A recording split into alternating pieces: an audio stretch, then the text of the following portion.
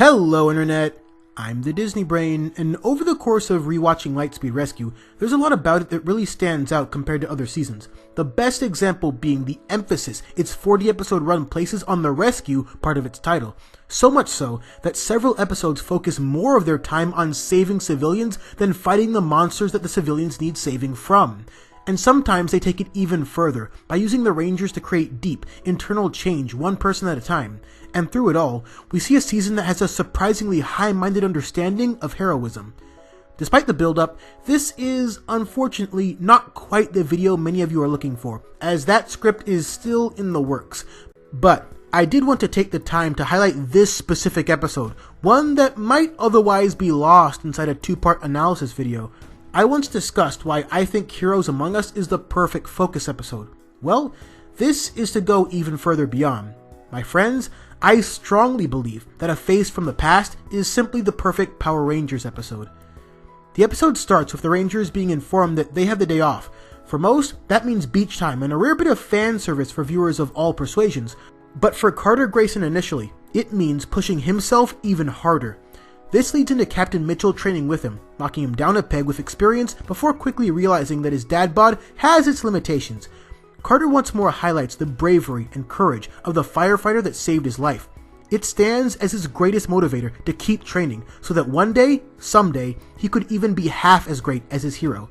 We would see a similar type of characterization with Sky, his stony determination rooted in his father's career and tragic end. The major difference being, of course, that Carter doesn't carry any of that very abrasive, to-be-developed out of him later baggage going into his Ranger role. This is what I love the most about Carter. He's this tall, strong, damn near ideal human being with the humility and courage to match his physical traits. But, beyond all of that, Carter is every child looking up to their version of Superman, be it their dad, their teacher, or even a fictional character who resonates powerfully with many, hoping that someday, they too can fly. Carter as a person subscribes fully to the idea of the pure hero, and funnily enough, that's exactly how I viewed him for the longest time, as the ideal to strive for. I never really got into many superhero comic books as a kid, surprising as that may be, but Carter was my Superman, just as Captain Mitchell is revealed to be his. Prior to the fire that carries a fair chunk of the episode, Captain Mitchell once again gives Carter some sage advice. Even heroes are only human. A simple idea, one that we all understand inherently, but one that is so easy to forget. The first time I watched Lightspeed Rescue years ago, well after it aired oddly enough, I vividly remember being somewhat put off by Mitchell's insistence that Carter was doing anything wrong. I mean, how could he? He's Carter mother effing Grayson. I sometimes joke about the apparent perfection of Carter nowadays, but I also know better now. By this point, the idea of spending much more time than your average season saving people wasn't new for Lightspeed, but this came with an added layer of characterization for both the Captain and Carter. Captain Mitchell gets to suit up again because jumping in to do the right thing is probably how he became a captain in the first place.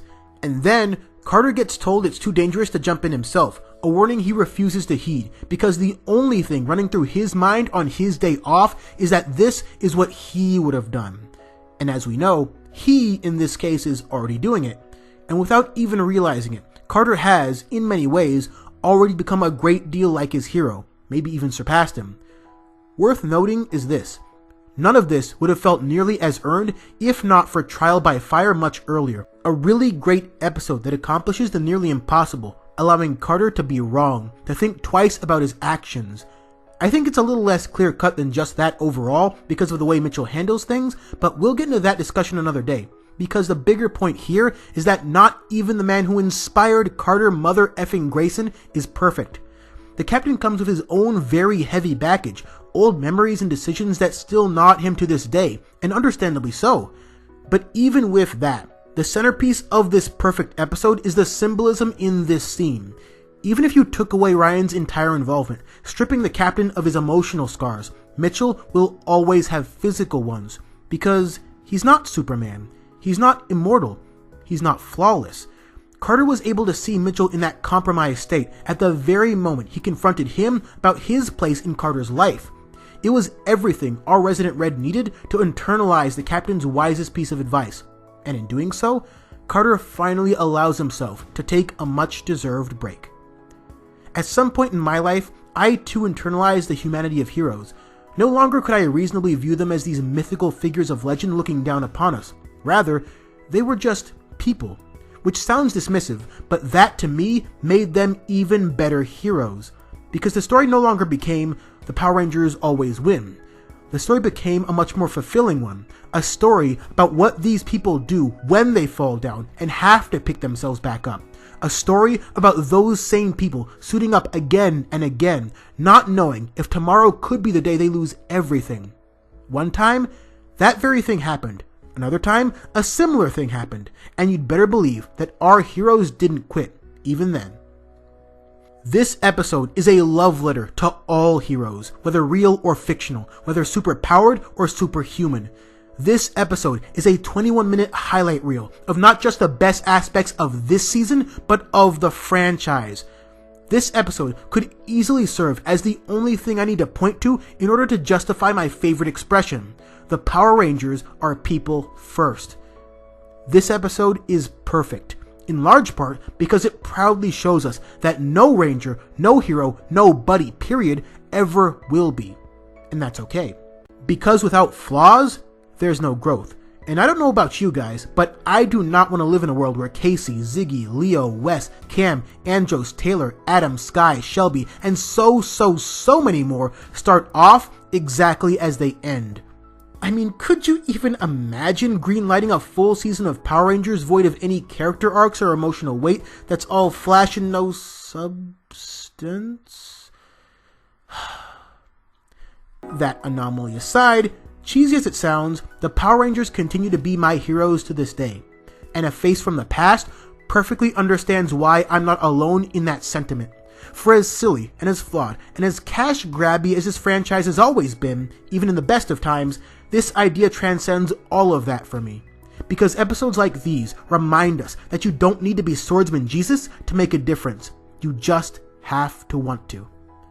In closing, I unfortunately won't be uploading or streaming on Twitch until after New Year's, but I'll still be uploading chapters of my first story on Wattpad, so if you haven't checked that out yet, hit the link in the description and let me know what you think. Especially if you really enjoyed this video topic, because it gets a fair bit of mileage in Chronic Storm. And then, once 2019 hits us, I promise you that I'll finally deliver the full dive into Lightspeed Rescue you've all patiently waited for.